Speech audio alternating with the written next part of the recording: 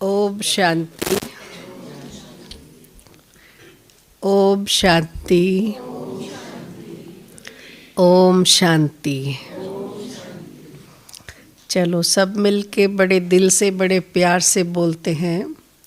मीठे बाबा, प्यारे बाबा, मेरे बाबा, मेरे शिव बाबा, मेरे भोले बाबा, बाबा शुक्रिया बाबा, शुक्रिया बाबा, दिल से शुक्रिया, दिल से शुक्रिया। बाबा को दिल से बहुत बहुत शुक्रिया। आज बड़ा प्यारा गीत बजा। धारणा ही धर्म है। संस्कृत में कहते हैं धार्यते इति धर्म। जीवन की धारणा है, वास्तव में आपके धर्म है। फिर क्या कहते हैं? धर्म रक्षति रक्षिता। जो धर्म की रक्षा करता है, धर्म उसकी रक्षा करता है। सुना? बाबा ने उसको कर्म फिलॉसफी बोला। अगर मेरे जीवन की धारणाएं ऊंची हैं तो देखना कैसी भी परिस्थिति आती है ना जीवन में, उनका सॉल्यूशन धारणाओं पे डिपेंड करता है। मेरी उस परिस्थिति के लिए वृत्ति क्या है, मेरी धारणाएं क्या है, कैसा सोचता हूँ मैं, कैसा रिएक्ट करता हूँ, है ना। फिर अगर मेरी धारणाएं ऊंच क्वालिटी की हैं तो किसी भी परिस्थिति में मेरी ऑटोमेटिकली सुरक्षा हो जाती है। हाँ, समझो कोई आपसे झगड़ा करने आता है और आपकी वृत्ति उस समय महादानी वरदानी की है। आप जानते मैं पूर्वज आत्मा हूँ, पूज्य आत्मा हूँ, महान आत्मा हूँ। ये बेचारी सामने वाली बोली आत्मा, ये क्या जाने मेरे अपने अनुज हैं। मतलब कोई दादी हो और उसको पोता पोती जाके अगर पीठ में मारते भी हैं मुक्का तो क्या करती है? खुश होती है ना। और उसको पता नहीं क्या क्या बताए कि खेलेगी उनके साथ, है ना। तो वैसे ही जब मुझे ये पता होगा कि मैं पूर्वज आत्मा हूँ, पूज्य आत्मा हूँ, तो सामने वाली आत्मा के ऊपर गुस्सा नहीं आएगा। और ताली हमेशा तो हाथ से बजती है। तो चूंकि मेरी वृत्ति ही अलग है, मैं लड़ने झगड़ने की वृत्ति में नहीं हूँ, मैं हर आत्मा से स्नेह करने की वृत्ति में हूँ, तो क्या होगा? वो आत्मा फिर थम जाएगी। अब इससे क्या कहना है? हाँ, ये तो अलग लोग हैं। हमारी वृत्ति उन तक पहुँचेगी। तो ये मेरी धारणाएं मेरा धर्म बन गया। और फिर क्या? धर्म रक्षति रक्षिता। जो धर्म की रक्षा करता है, धर्म उसकी रक्षा करता है। बाबा के बताए धर्म के अनुसार, धारणा के अनुसार, अगर कोई बच्चे आप पे क्रोध करता है, कड़वे वचन बोलता है, तो आप क्या करो? आप उन पे फूल बरसाओ। ऐसा बोलते हैं ना बाबा।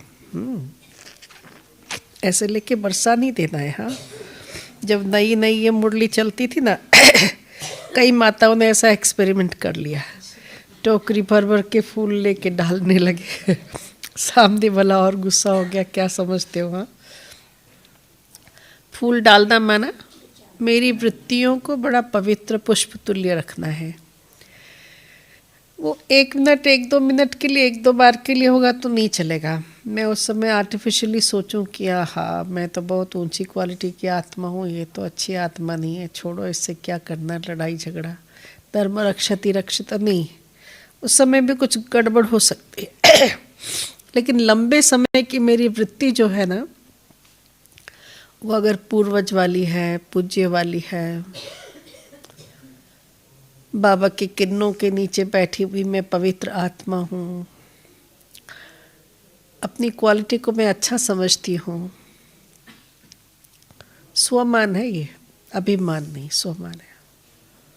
मैं महान आत्मा हूँ। मेरा जन्म महान कर्तव्य के लिए हुआ है, लड़ने झगड़ने के लिए नहीं हुआ है, किसको मिसअंडरस्टैंडिंग करने के लिए नहीं हुआ है। दुनिया में मिसअंडरस्टैंडिंग बट नेचुरल है ना। किसी का गुस्सा करना, किसी की कोई बात कह देना, जीवन में कुछ भी अप्स एंड डाउन हो जाना, दिस इज़ बट नेचुरल, मतलब होता है ये।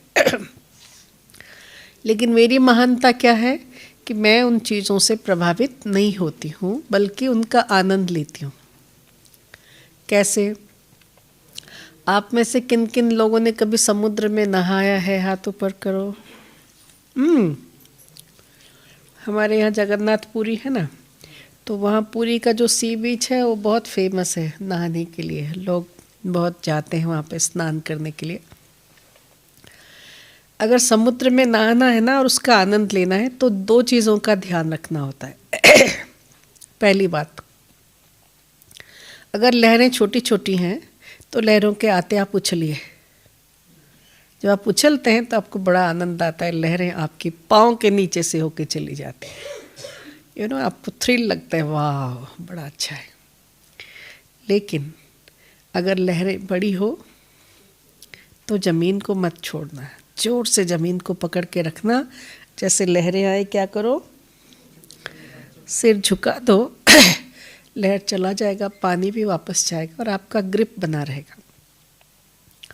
अगर बड़ी लहरों में आपने उछाल मार दी तो क्या होगा, बैलेंस बिगड़ जाएगा, पानी आपको बहा के ले जाएगा। ठीक है ना? तो लोग कहते हैं संसार क्या है? सागर है कि नहीं? सागर में नहाना भी लाजमी है, एंजॉय करना है भाई, है ना?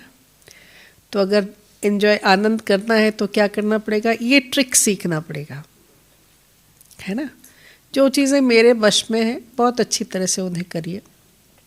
और जब देखते हैं कि सामने परिस्थिति कुछ अलग है तो क्या करें?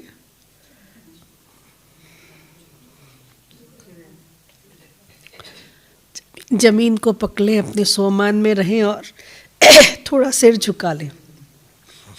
परिस्थिति आएगी और चली जाएगी। ठीक है ना? तो ये मेरे जीवन की धारणा हो। जब जीवन में धारणाएं श्रेष्ठ हैं तो मैं धर्मात्मा हूँ, और जब धर्मात्मा हूँ तो क्या है? धर्म रक्षति रक्षिता। क्योंकि मैंने धर्म की रक्षा की, धर्म मेरी रक्षा ज़रूर करेगा। वो लोग समझते हैं कि भाई ये हिंदू मुसलमान ये सब धर्म है, उनकी रक्षा करना है तो उससे आत्मा रक्षित होगी। नहीं, धारणाएं जीवन की जो हैं वो हमारे धर्म हैं। बाबा ने हमें ये सिखाया है। क्या सिखाया है? ओम शांति, माना मैं आत्मा हूँ, शांति मेरा स्वधर्म है। ठीक है ना? ओम शांति का अर्थ है मैं आत्मा हूँ, शांति मेरा स्वधर्म है। तो ये मेरा जो स्वधर्म बाबा ने बताए, 7 स्वधर्म बता दिए। कौन कौन से? खुशी भी मेरा स्वधर्म है, खुशी। आनंद भी मेरा स्वधर्म है, प्रेम मेरा स्वधर्म है, ज्ञान मेरा स्वधर्म है, शक्ति भी मेरा स्वधर्म है। देखो, अभी कहता है शांति स्वधर्म, अभी कहता है शक्ति स्वधर्म। है क्या चीज़? शक्ति स्वधर्म है कि शांति स्वधर्म है?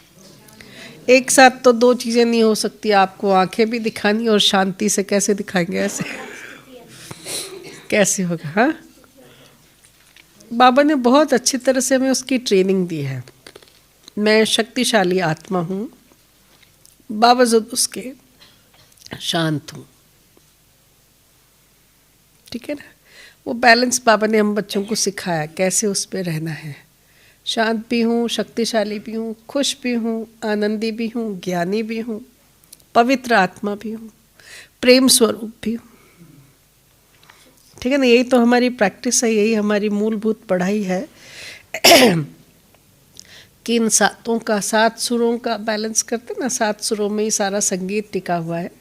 वैसे ही हमारे ये 7 गुणों से सब सतो प्रधान बनते हैं। तो ये 7 गुणों को हमें अच्छी तरह से समझ करके जीवन में धारण करना है, और यही धारणा ही हमारे धर्म है, और ये हमारी ठीक टाइम पे रक्षा करेंगी। फिर भी इन चीज़ों को मजबूत करने के लिए, धारणाओं को मजबूत करने के लिए क्या क्या करें? माताएं बैठी हैं ज़्यादा, तो इसलिए छोटी छोटी कहानियाँ सुनाऊंगी ताकि आप लोगों को याद रहे। ठीक है? फिर एक दूसरे से बात करता है कि इस कहानी से मैंने क्या सीखा है, मुझे आत्मा पे क्या इम्पैक्ट आया है। बाबा कहते हैं बच्चे, निश्चय बुद्धि विजयंती, संशय बुद्धि विनश्यति। क्या मेरा बाबा है इतना सर? कितना निश्चय है? पूर्ण माना इतना, कितना निश्चय है? अच्छा, अनंत, संपूर्ण निश्चय है ना। उसको बहुत सुंदर नाम दिया, संशय विहीन निश्चय। सुना, संशय विहीन निश्चय,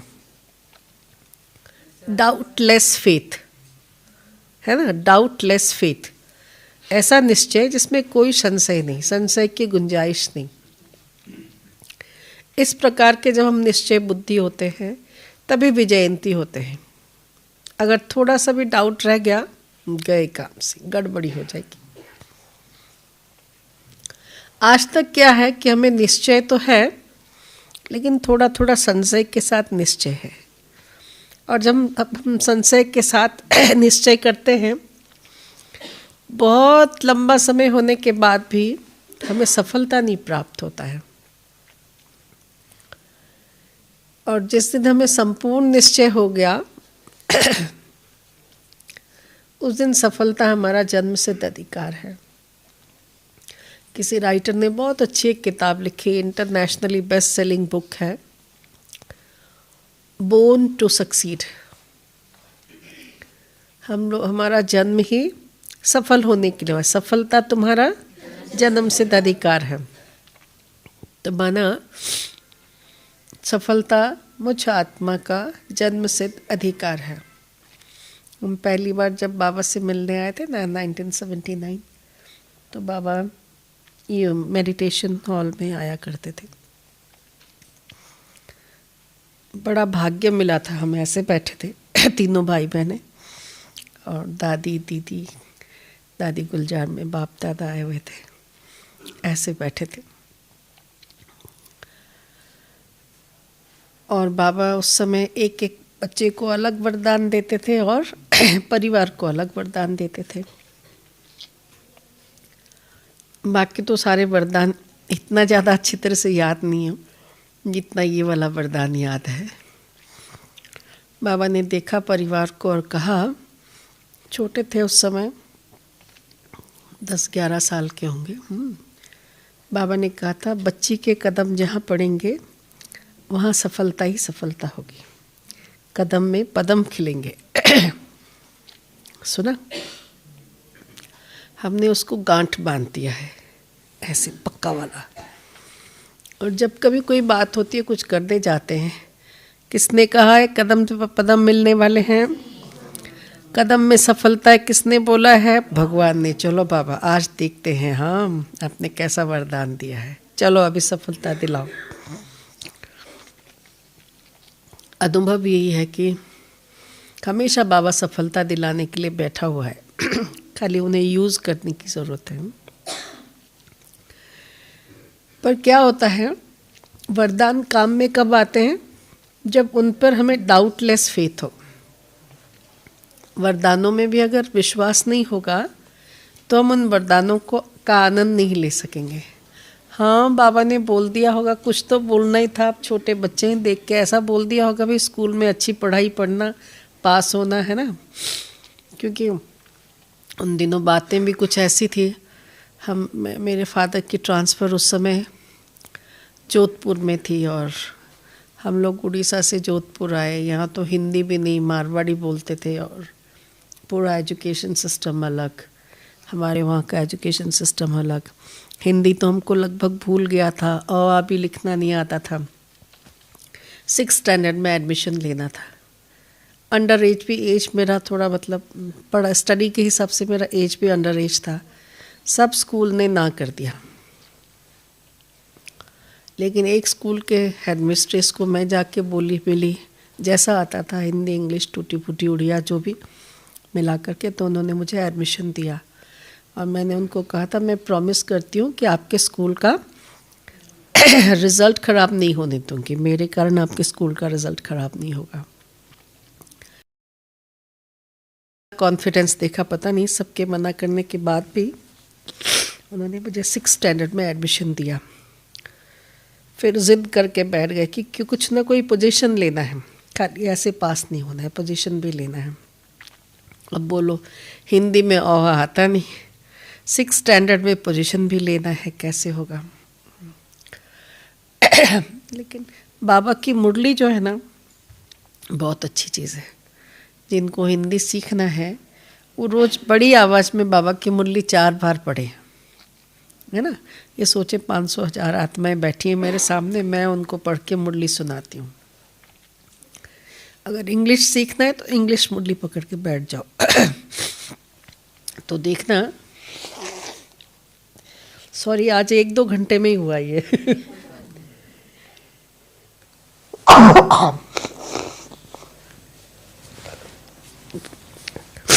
सुना। तो हमने रिज़ल्ट अच्छा करके दिया। उसके बाद 7th स्टैंडर्ड की बात थी। तो हमको यही था कि हम एटलीस्ट अपने क्लास में टॉप करें, सब सेक्शंस में नहीं तो जिस सेक्शन में हम पढ़ रहे हैं वहाँ पे टॉप करें, ये सोचा था। मैं समझती हूँ रिज़ल्ट से पहले ही हम यहाँ आए थे बाबा से मिलने के लिए। बाबा ने ये जब दे दिया वरदान तो हमने कहा भगवान को चैलेंज करके देखते हैं ना। वरदान तो दे दिया पर अभी ऐसा भी कुछ दिखाई नहीं दे रहा है। क्योंकि लैंग्वेज प्रॉब्लम सॉर्ट आउट हो गया था, समझ में आ रहा था, फिर भी एकदम थोड़ा सा तो कुछ डिफ़िकल्ट रहा होगा। लेकिन हुआ ऐसा कि हमने 1st स्टैंडर्ड लिया, मतलब 1st स्टैंड किया क्लास में। तो उस दिन के बाद मैंने बाबा को लेटर लिखा और अपने निश्चय को पक्का कर लिया कि बाबा मैंने ये वरदान सचमुच पाया है। ये वरदान मेरे जीवन की सबसे बड़ी पूंजी है। मैं इस वरदान को हमेशा संजो के रखूँगी, ठीक है ना। और वरदान कैसे आपके लाइफ में रियल काम करेगा, क्या बोला था अभी, कौन सा शब्द? निश्चय। और कौन सा शब्द बोला था? डाउटलेस फेथ, है ना। कहानी भी, मैं जो कहानी आप लोगों को सुनाने वाली हूँ, इस कहानी के बाद फिर मैंने और एक बार बैठ करके अपने इस वरदान को और अच्छी तरह से पक्का किया। ये 3 शब्द जयंती दीदी ने एक बार हम लोगों को स्पार्क में सुनाया था। शुरू जब स्पार्क हुआ था तो उस समय उनका क्लास था 3 शब्द पे। एक है डाउटलेस फेथ, संशय विहीना निश्चय। दूसरा उन्होंने शब्द दिया अनकंडीशनल लव। अनकंडीशनल लव, हम किसी आत्मा से कुछ आशा रख के प्यार नहीं करें। प्यार है बस, सब आत्माओं से प्यार है, सब मेरे भाई बहन है, वसुधैव कुटुंबकम। Unconditional love. और ये जो था ये बहुत ही डिफ़िकल्ट काम, लेकिन नॉन जजमेंटल एक्सेप्टेंस। सुना, ये नॉन जजमेंटल एक्सेप्टेंस क्या होता है? किसके किसी भी व्यक्ति को वो जो है, जैसा है वैसा एक्सेप्ट कर लेना।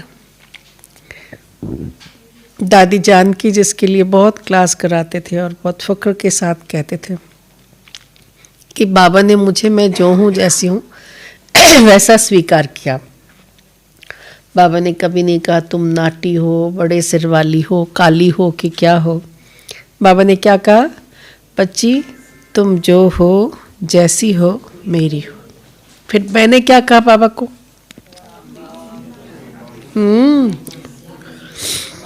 कहा कि बाबा मैं जो हूँ, जैसी हूँ, आपकी हूँ। बाबा तो है ही, जो है पता है जो है जैसा है। कहा बाबा जैसा तो कोई है ही नहीं, अनकम्पेरेबल है। मैं जो हूँ, जैसी हूँ। देखो रास्ते में आ रहे थे ना, एक सुंदर नहीं, आज ही कहीं गीत सुना, प्रभु क्यों न करूं मैं तुझसे वफा, एक तुम ही हो जो मुझसे न होते खफा। प्रभु क्यों न करूं मैं तुमसे वफा, है ना। दुनिया में कोई भी रिश्ता देख लो, क्या है रिश्ते में? जब तक आप प्यार कर रहे हो, आप किसी के लिए कुछ करे जा रहे हो, ठीक है। हाँ, जिस दिन किसी के स्वार्थ में हैम्पर आया, कहेगा आप कौन और मैं कौन, है ना। कोई भी रिश्ता ले लो, लेकिन बाबा कभी ऐसा नहीं बोलेगा। बोलेंगे? नहीं। हर पल, हर घड़ी, हर कंडीशन में बाबा मेरे साथ हैं।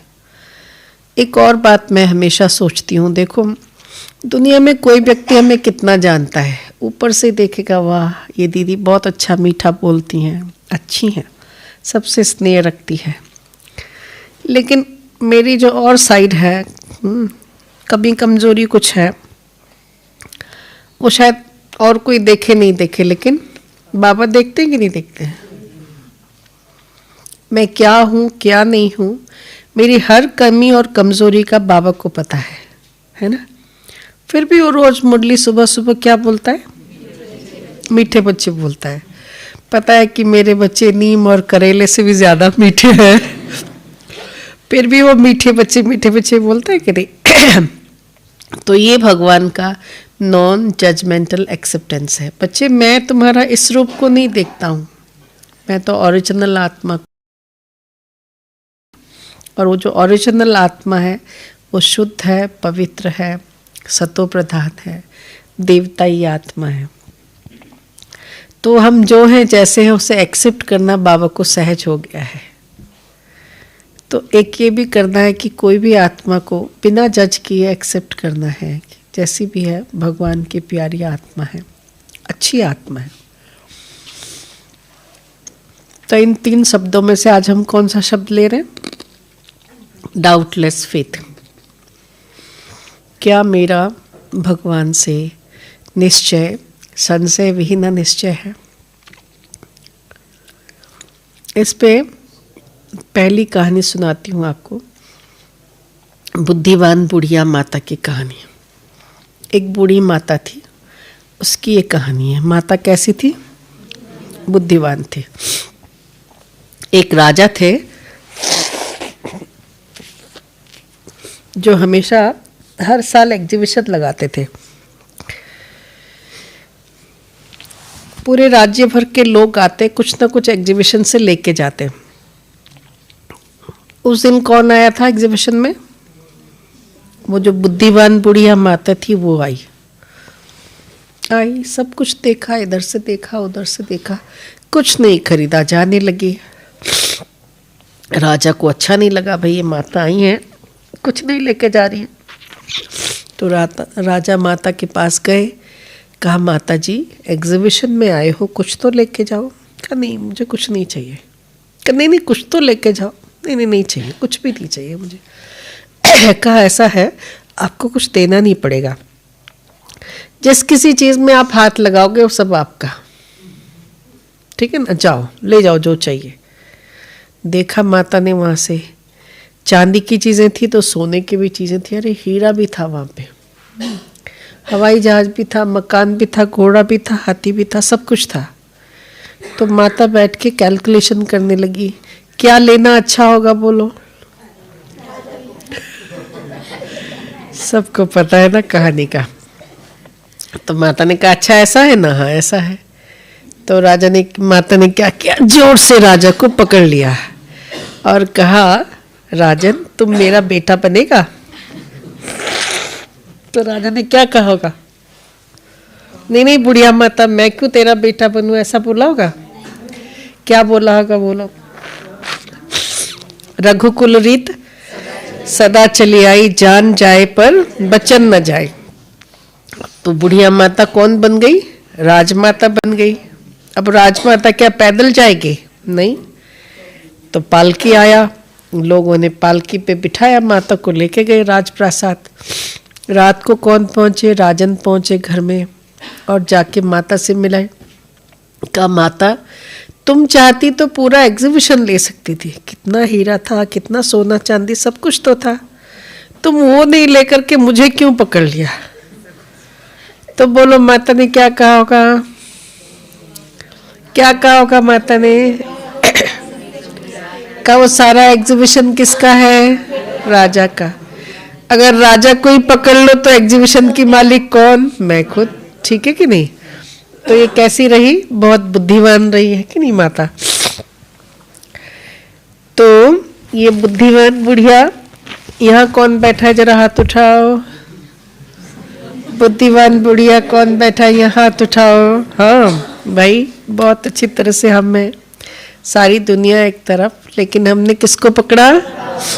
ठीक से पकड़ा है, देख लो। हाँ, छोड़ नहीं देना, पकड़ के रखना बाबा को।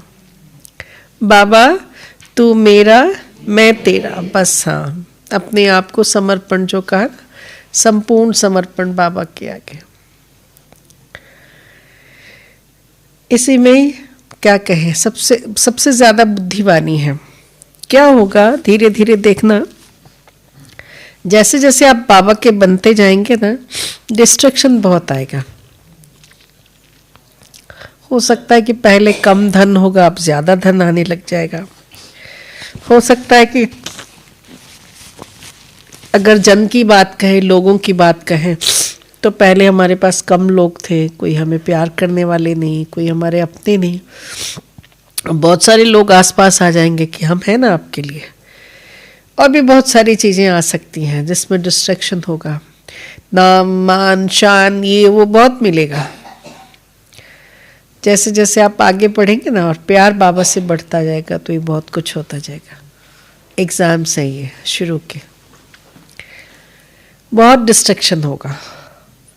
एक लेवल तक आप सोचेंगे, अच्छी यही तो सब छोड़ के बाबा के बने हैं, नहीं चाहिए, नहीं चाहिए। फिर आपको लगेगा कि मेरी रिस्पॉन्सिबिलिटी है, मुझे ये करना चाहिए, अपने लिए नहीं, बाबा के बच्चों के लिए और सबके लिए। फिर आप जब लगते हैं उसमें, कार्य में लग जाते हैं, धीरे धीरे उसमें मेरापन भी आता है, क्योंकि आप दिल से काम कर रहे हैं, तो काम में सफलता भी बहुत मिलेगी, है कि नहीं? तो लोग बहुत आपकी प्रशंसा भी करेंगे, खूब महिमा होगी, भाई दीदी आप जैसा दूसरा कोई नहीं, आप दुनिया में सबसे अच्छे हो। फिर लगे सचमुच में बहुत अच्छा हूँ, है। ये एक्चुअली डिस्ट्रैक्शंस है, परीक्षा है। अगर हम उसमें लग गए तो क्या होगा? आए थे हरि भजन को, ओटन लागे कपास। बाबा की मुरली में सुना है कि नहीं? क्या मतलब होता है इसका? हरियाणा में माताएं सत्संग में जाती थी सुबह सुबह, और सुबह सुबह ही क्या होता है? कपास के फूल फूटते हैं। अगर उस समय अगर आप उनको नहीं निकाल लोगे, थोड़ी हवा आई तो इधर उधर चले जाएंगे। वही रास्ते में पड़ता था। जब सत्संग करने जाते थे तो कपास की खेती रास्ते में पड़ती थी। अब सोचो, कपास को छोड़ के भजन के लिए कौन जाएगा, है ना? तो आए थे हरि भजन को, ओटन लगे कपास, वहीं लग गए। फिर तो क्या होगा? ऐसे जो डिस्ट्रैक्शन है लाइफ में बहुत आएंगे, उलझी हुई रह जाएगी, उसमें लग जाएगी। अगर उसमें लग गए तो क्या होगा? जो हमारी ओरिजिनल प्राप्तियों कम हो जाएगी। नुकसान होगा कि फायदा? नुकसान होगा। हम समझ भी नहीं पाएंगे, इंस्टेंट फायदा दिखाई देगा, वाह ये भी मिल रहा है, वो भी मिल रहा है, ऐसा भी है, वैसा भी है। लेकिन नुकसान हो रहा है वो नहीं समझ में आएगा। तो इसलिए निश्चय बुद्धि माना, फिर खड़े होके बाबा के पास, बाबा का हाथ पकड़ करके देखो कहाँ जा रहा हूँ मैं, क्या हो रहा है। मैं एक सिंपल से टीचर के पास गई थी, पता नहीं क्यों, कोई कारण था जो मैं, इतना छोटा सा कैबिन था उनका, एक छोटा सा टेबल, एक कुर्सी, एक और जना बैठ सके जितनी कुर्सी, ये उनका अपना ऑफिस था। और स्कूल में 20-25 बच्चे बैठ के पढ़ते थे, ये स्कूल था उनका। लेकिन उस टेबल पे एक बहुत सुंदर कैप्शन लिखा हुआ था। वो कैप्शन था, am I better than yesterday? क्या मैं कल से आज अच्छा हूँ? क्या मैं कल से आज अच्छा हूँ? Am I better than yesterday? और उन्होंने अपने उस कैप्शन के बारे में मुझसे बात किया कि दीदी ये मेरे जीवन, मैं रोज देखता हूँ कि मैं कल से आज अच्छा हुआ हूँ कि बुरा हुआ हूँ, क्योंकि दुनिया की चैलेंजेस आपको कहीं ना कहीं सोचते हैं टेढ़ी उंगली से ही घी निकलेगी, सीधी उंगली से नहीं निकलेगी। तो क्या होता है, आप थोड़ा कुछ ना कुछ गड़बड़ी करने लगते हैं ना। जब गड़बड़ी करेंगे तो क्या होगा, आत्मा पे अच्छा प्रभाव पड़ेगा कि बुरा? हाँ, आत्मा थोड़ी थोड़ी पॉल्यूट होने लगेगी। तो इसलिए मैं हमेशा ये कोशिश करता हूँ कि मैं कल से आज और ज़्यादा अच्छा बनूँ, और कल के लिए प्लानिंग करता हूँ, टुमारो के लिए, कि I will be better even tomorrow, आज से बेटर हो जाऊँगा, अच्छा हो जाऊँगा। तो समय बीतता गया, 8-10 साल के बाद फिर एक निमंत्रण लेकर के हमारे पास आए, दीदी मेरे स्कूल में एनुअल डे है, 10-12 साल के बाद आप आइए। और मैंने कहा अच्छा ठीक है। स्नेह तो था ही उस आत्मा से, लेकिन कैजुअली कभी 1-2 बार मिले भी होंगे बीच में, इतना याद नहीं है। कब मैं आऊँगी ज़रूर, याद दिलाया। मैंने उनको देखते ही याद किया कि आपका वो कैप्शन वाली बात मुझे बहुत पसंद आई। कहा ठीक है आप आना। तो मैं जब स्कूल को देखी मुझे आश्चर्य लगा। उन्होंने बहुत बड़ा स्कूल बनाया, और बहुत मतलब प्रोमिनेंट, बड़ा सुंदर, और उसमें स्टूडेंट्स भी बहुत सारे, भरा हुआ हरा भरा स्कूल एकदम। और उन्होंने, मैंने फिर वहाँ जाकर के उनके ऑफिस में भी देखा, आज भी वही कैप्शन है। और कहते मैं उससे आगे से ज़्यादा हम्बल होने की कोशिश करता हूँ, अप्रोचेबल होने की कोशिश करता हूँ। देखने में भी आया कि दिव्य गुणों को रोज जीवन में धारण करते हैं। बाबा का ज्ञान तो नेचुरली थोड़ा सुना हुआ भी था, तो रोज जीवन में कुछ ना कुछ और अच्छा ही धारण करते हैं। अच्छा लगा देख के। हाँ, तो क्या करना है, रोज क्या देखना है, am I better than yesterday? मेरी साड़ी अच्छी हो गई, मेरी घड़ी अच्छी हो गई, मेरा गाड़ी बहुत अच्छा है, ये अच्छा वो अच्छा, ये देखना है। तो क्या देखना है, मैं आत्मा कैसी बनी हूँ, क्या मैं आत्मा कल से आज ज़्यादा अच्छी हूँ, है ना। आत्माओं का वाइब्रेशन मेरे लिए क्या है, मैं दूसरों के लिए क्या सोचती हूँ, मेरा सोचने का लेवल क्या हुआ है, मेरी वृत्ति कैसी बनी है, बाबा के प्रति मेरा डेडिकेशन कितना है। इन सब चीज़ों को वे करके, तोल के मुझे अपने आप को देखना है। बाबा से कितनी निश्चय बुद्धि हूँ, कितना प्यार बाबा से करती हूँ, है ना। क्या कहा गीत में, एक तुम ही हो जो मुझसे न होते खफा, प्रभु क्यों न करूँ मैं तुमसे वफा। बाबा से वफादारी करनी है, वफा निभाना है। मेरा तो एक शिव बाबा, दूसरा ना कोई। दिल में किसको बिठाना है, बाबा को, एक शिव बाबा को। जीवन में बहुत सारी बातें आएंगी, हाँ, दुख भी आएगा और सुख भी आएगा। हम कहते नहीं नहीं अच्छे लोगों को तो बिठाया नहीं, लेकिन दर्द अंदर बिठाया हुआ है। बाबा ने ये तो कहा है, दर्द तो अंदर रख सकते हो, खुशी भले नहीं रखो, है ना। ऐसा बोला है बाबा ने, नहीं। जब हम बाबा के बन गए, बाबा को दिल में बिठाया, तो किसी भी गम को यहाँ जगह देना ठीक नहीं है, उचित नहीं है।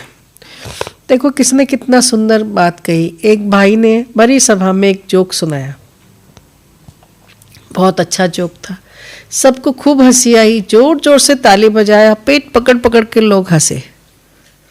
जब हंसी थमी तो सेम का सेम जोक फिर दोबारा सुनाया। अभी फिर लोग हंसे, क्योंकि उसका सुनाने का अंदाजा अच्छा था, फिर भी लोग हंसे। तीसरी बार सुनाया, चौथी बार सुनाया, अब जब 5वीं बार सुनाया होगा तो क्या होगा, किसी को हंसी नहीं। और जब 6ठी बार सुनाया होगा तो लोगों ने कहा अब बंद करो, क्या है आपका, क्या टेप रिकॉर्डर अटक गया है। तो उस व्यक्ति ने कहा देखो, हंसी की बात, खुशी की बात, 5 बार हंसने से आप थक गए, लेकिन जब गम पाल लेते हो तो हर घड़ी उसको पकड़े बैठे रोते रहते हो। आज भी मन उदास, कल भी मन उदास, परसों भी मन उदास, सालों तक यूं बैठे उदास। जो आपकी आंखों को देखेगा कहेगा क्या हो गया इसको।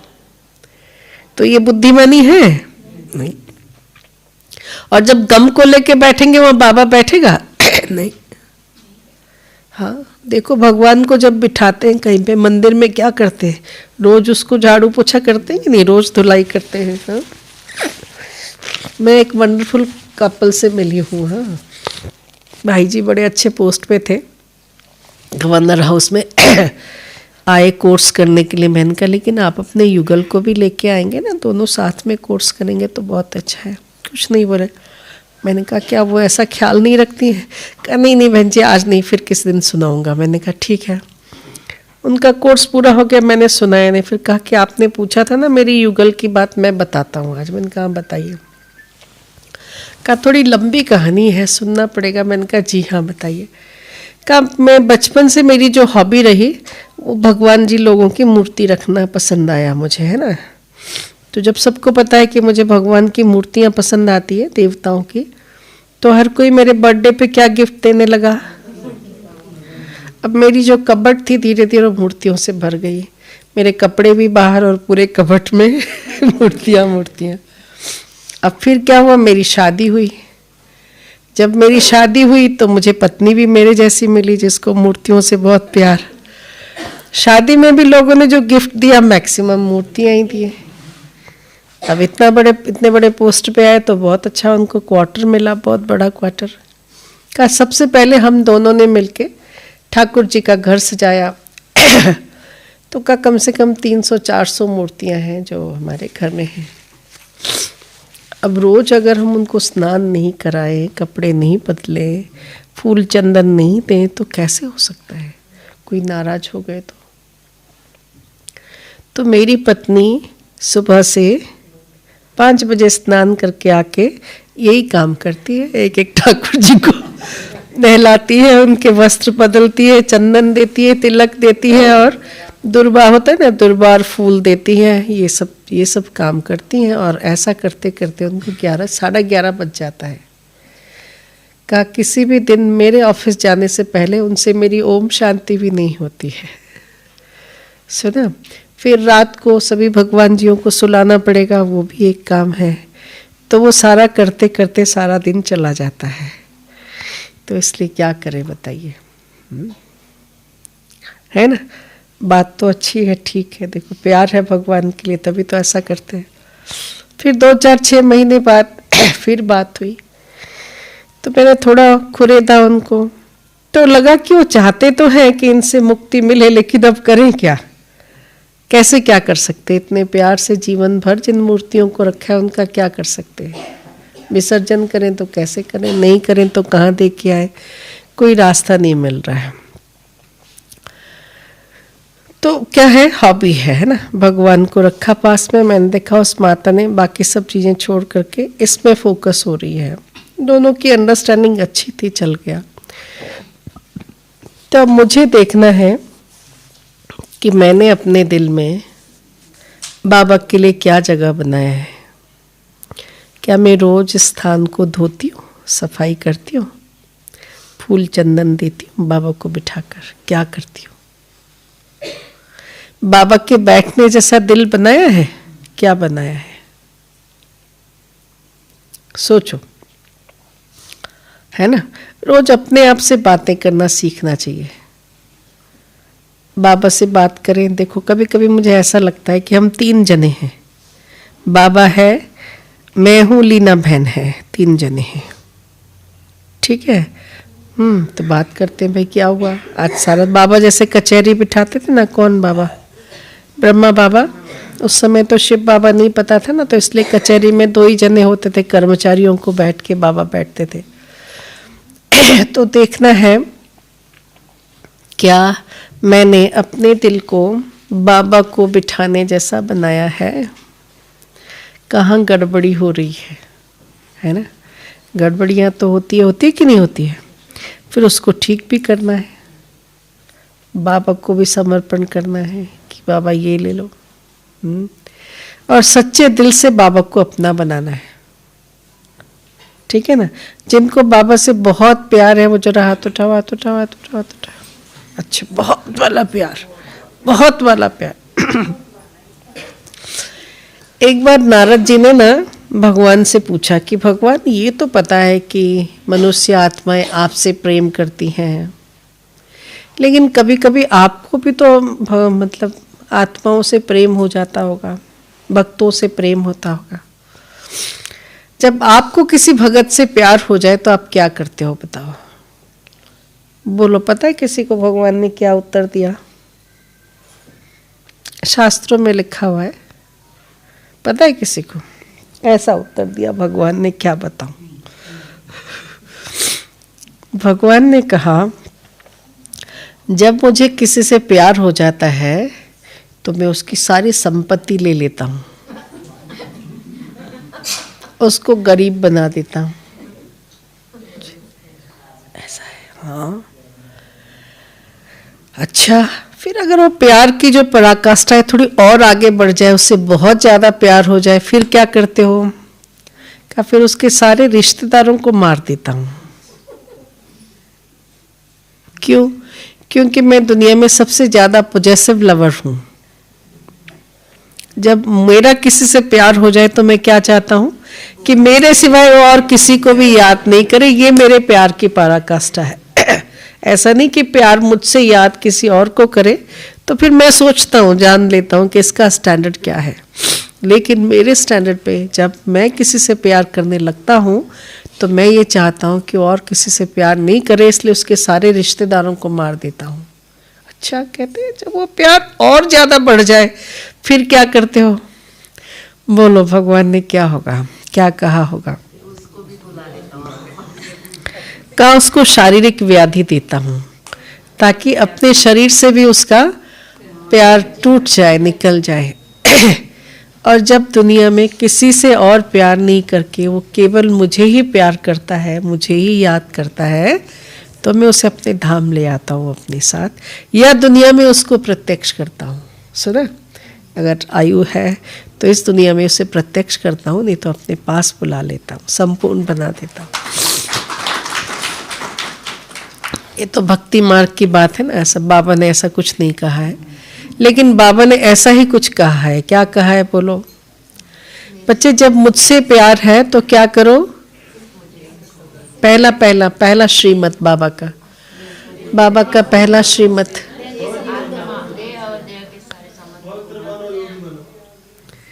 देह सहित देह के सब संबंधों को भूल, अपने को आत्मा समझ, मुझे याद करो। सुना? ये शिव बाबा की सबसे पहली श्रीमत और सबसे लास्ट श्रीमत भी है। यही एक श्रीमत है जिसे जहाँ तक हमें पहुँचना है।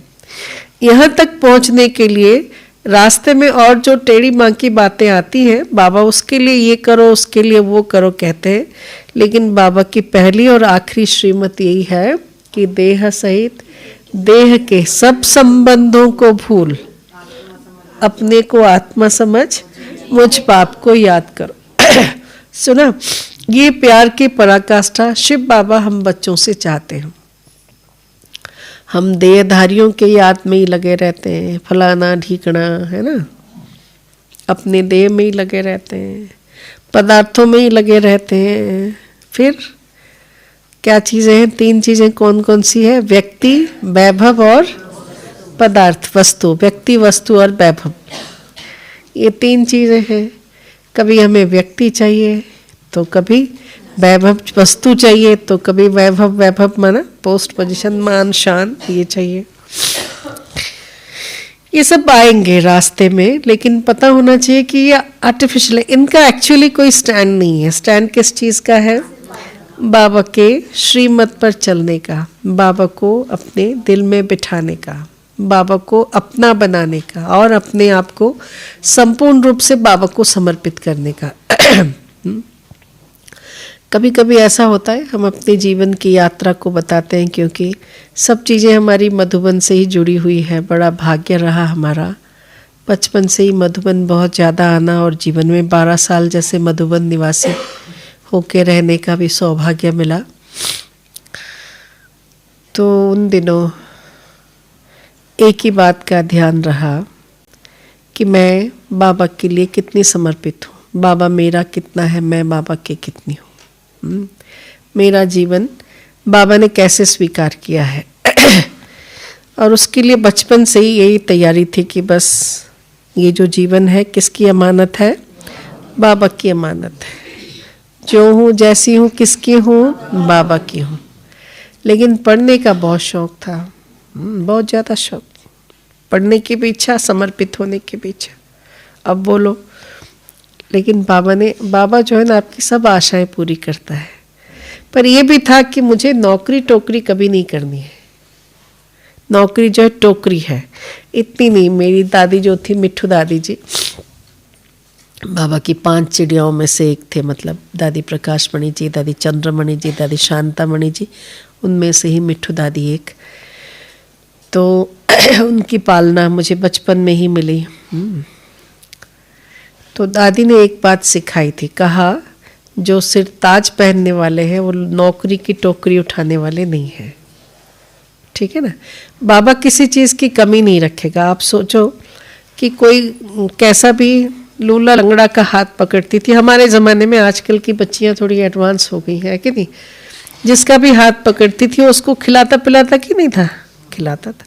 और हर कोई बच्ची जो एक किसी का हाथ पकड़ ले उसके बाद सोचती थी नहीं ये अच्छा नहीं है, कोई दूसरा पकड़ के ले आओ। ऐसा नहीं होता था ना उन जमाने में। यही होता था कि जिसका हाथ पकड़ा उससे निभाना है, ऐसा ही था ना। तो आप सोचो कि साधारण व्यक्ति से अगर निभ सकता है तो मुझे कौन मिला है? स्वयं भगवान, सर्वशक्तिवान भगवान मिला है। तो क्या मेरी डिमांड को पूरी नहीं कर सकता है? मुझे क्या खाने को चाहिए, क्या पहनने को चाहिए, मेरी ज़रूरतों को बाबा पूरी कर सकता है कि नहीं कर सकता है? और थोड़ा कम करेगा ऐसा? दुनिया में बाबा जितना प्यार कोई नहीं कर सकता है। बाबा जितना देता है, स्थूल भी सूक्ष्म भी सब कुछ, हाँ, कोई नहीं दे सकता है। इसलिए बाबा पे संपूर्ण निश्चय माना, संपूर्ण समर्पण, कुछ नहीं चाहिए बाबा के सिवाय। फिर वो कैसे रखे? खिलाता है तो अच्छा है, जिस दिन नहीं खिलाता है तो हवा खाएंगे, हमें क्या जाता है।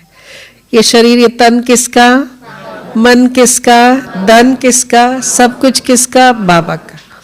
देखो एक और चीज़ मुझे अच्छा लगता है, बहुत अच्छा। हमारे पास एक बार चंद्रिका दीदी आए थे और क्लास में सबको ये रटाया था। उस दिन से मैं भी उसको रटती हूँ और सबको रटाती हूँ। बड़े प्यार से सब एकदम पीठ सीधी करके बैठिए, चेहरे पे मुस्कुराहट, दृढ़ता है ना, एकदम अच्छी तरह से। और फिर मैं जो कहूँगी वो आपको रिपीट करना है। बाबा का आवाहन कर लीजिए। बाबा सामने हैं, वैसे भी बाबा सामने हैं। ये वो स्थान है जहाँ बाबा ने मुरली चलाई, मम्मा ने मुरली चलाई, दादियों ने मुरली चलाई। ये वो आदि स्थान है जहाँ भगवान की बहुत लीलाएं चली। और यहाँ बाबा को सन्मुख रख करके दिल से बोले, बाबा ये तन तेरा, ये तन तेरा, ये मन तेरा, ये मन तेरा, ये धन तेरा, ये धन तेरा, ये सांसें तेरी, ये सांसें तेरी, ये संकल्प तेरे, ये संकल्प तेरे। ओ मीठे बाबा, इस जीवन का हर घड़ी, हर पल तुम्हें समर्पण।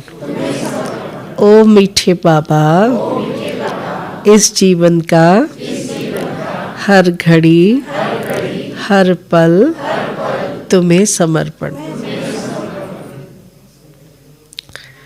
खाली फॉलो किया, जो बोला वही बोला कि दिल से बोला? दिल से बोला।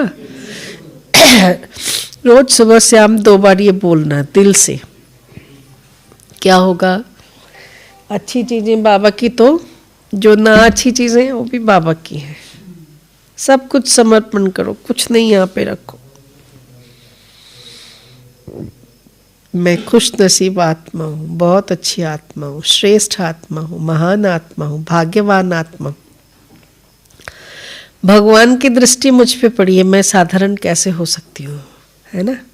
कभी साधारण नहीं हो सकती। उसी बहाव में हमें बहना चाहिए जैसे बहाव में बाबा बहाता है। बाबा की मुरली की कहानी सुनाती हूँ, समय हो गया है। एक कहानी के बाबा दो दो कहानियाँ बनाते हैं, है ना। मुरली में आई भी कहानी, डोगरन की कहानी सुना है बाबा की मुरली में। पहाड़ी पे एक डोगरन रहती थी, बकरी चराती थी। राजा गए पहाड़ी पे, उसको डोगरन पसंद आ गई, दिल लगी हो गई राजा को। तो अब क्या होगा, तो राजा ने कहा भाई अब मैं तो राजा हूँ, तुम्हें मुझसे विवाह करना है तो राजप्रासाद चलो, मैं लेके चलता हूँ। बड़ी खुश हुई, आ गई महल में। यहाँ आने के बाद कहानी के दो अलग आयाम होते हैं। पहली कहानी का आयाम है कि वो जो बच्ची थी, डोगरन थी, बहुत खुश हो गई। वाह क्या राजप्रासाद है, सब कुछ बहुत सुंदर है, पर वो तो बकरी चराने वाली, उछल कूद करने वाली, पर यहाँ तो सब कुछ बड़ी शालीनता से चलना पड़े। क्योंकि उसको राजा से सच्चा प्यार था, तो उसने सारी रीत रस्म रिवाज सब सीखा, सब कुछ सीखा, और बहुत अच्छी रानी बनी, बड़े अच्छे राजकुमार को जन्म दिया, और सब कुछ अच्छा हुआ। लेकिन कहानी का दूसरा भाग, उसने आके कहा मुझे आसमां चाहिए, जहाँ पना मुझे आसमां चाहिए। माना ये तुम्हारे बंद बंद पर्दे मुझे अच्छे नहीं लगते हैं, मुझे वो चाहिए जो जहाँ से मैं आई हूँ। फिर जाके डोगरन बन गई। अब आपको क्या चाहिए वो खुद सोचना है, डोगरन बनना है कि महारानी बनना है। ठीक है, अच्छा समय हो गया। ओम शांति। बैठते हैं बाबा की याद में।